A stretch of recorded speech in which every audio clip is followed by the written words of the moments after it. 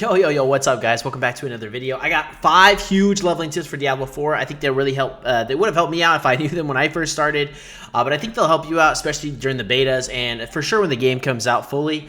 But I hope you guys liked the video. Let me know if you have any other tips you'd like to include as well. I'm sure I'd love to know them. I'm trying to get all of the classes to level 25 by the end of the 2 betas. For sure, that's going to be a lot since they're only open for a few days apiece. But it's going to be a blast, and I'm really enjoying the beta so far. What do you guys think of the beta? Are you guys enjoying it? Let me know down in the comments below. Let's get into the tips. First tip I got for you guys is you want to come over here to Hosheezy, and then you're going to come to the Alchemist Varroka. If you guys don't already know about this, this is freaking awesome. But you're actually going to want to come over here to the craft elixir section here, and you go to elixir. Any one of these elixirs is going to give you a 5% experience buff for 30 minutes. It doesn't matter which one it is, so you can pick one that either doesn't benefit you or does benefit you. But obviously, as a leveling tip, you could do this one, an assault elixir. Increase attack speed by 7% and experience by 5%. That's fantastic.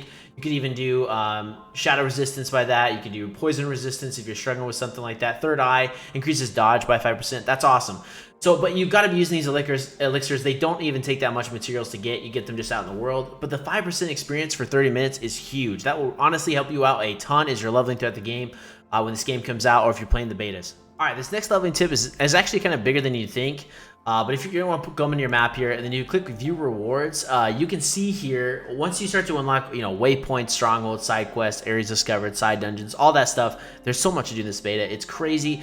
But when the game comes out, this is going to be big too. So fractured peaks, you can see this here. Like there's different rewards once you complete more of these activities. I've already unlocked some already, but I've got an extra skill point from this and an extra skill point from here. You'll get that and Paragon points later on, which is freaking amazing. We also get a potion charge. So for leveling, having an extra potion charge, obviously some of you guys know if you're struggling with the gameplay at all, because it's maybe some difficult for some fights, having an extra potion charge can save your life 100%. I know it has for me. And then extra skill points. I mean, that's huge, kind of self-explanatory, and obviously, and you get gold too.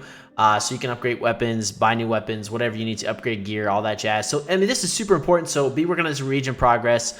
Keep an eye out for that. Like I said, though, all you need to do is pull up your map, go to view rewards. If you're on control, I'm not sure what button that is, but view rewards, and you can see it all here. And this is going to work for any zone. So when the game comes out fully, you'll be able to see this for each zone and maybe get some extra skill points, gold, all that stuff for that. This next one's a big one, but most people already know about it, but it has to be said. Bonus XP when you're near the players by 5%. It doubles if you're if you're partied with them. So, team up with your friends, grab randos, whatever you need to do. That's a 10% increase buff. If not, if you're just near the players, that's a 5% increase. But also if you have your elixir, that's a 15% experience buff in total. That's definitely worth it. All right, for this next one, we're going back to our good old friend here, Varroka and Hosheezy, the Alchemist. Obviously, this one's pretty self-explanatory because they kind of go through the story, but it's big. Make sure you upgrade your healing potions. This is just a tip in general, but for leveling, for sure, it just makes things easier, especially if you're playing on veteran or harder difficulty or hardcore. Oh my gosh, make sure you do this. Player level 10, you can upgrade 20, 30, 45, 60, 70, 80, 90. Obviously, this increases what your healing, how much healing your potions do. It's fantastic. Usually costs materials like world materials, but you'll find them pretty easily. I think a majority of these you can probably just get just by traveling, leveling up, doing the story and all that. But I think someone probably later on, like Angel Breath, I have those right now, but maybe, I don't know if a Fiend Rose is, or I guess I've gotten some Angel Breath. I don't even know what that is, to be honest. Oh, Forgotten Souls, though. So later on, you probably have to like farm maybe for some of these materials, but it's a super cool thing. Make sure you upgrade these as you're leveling. Keep an eye out for it. Maybe know what level they are when you're doing it. This will just help in general so you die less. That's a pretty big thing in this game, especially if you're playing hardcore. But big tip. This next tip, it may seem kind of small, but I think it's super cool when you're leveling. If you didn't want to go back to town, for instance, like if you go to the world map here and I didn't want to teleport back to town like Hosheezy or a main city or anything like that, or go to these waypoints, and I just wanted to travel outside the dungeon entrance to maybe go over here to this stronghold, you can actually do that from inside the dungeon. It's a super simple thing, but if you press your map when you're inside the dungeon and you click on the entrance here, you can click leave.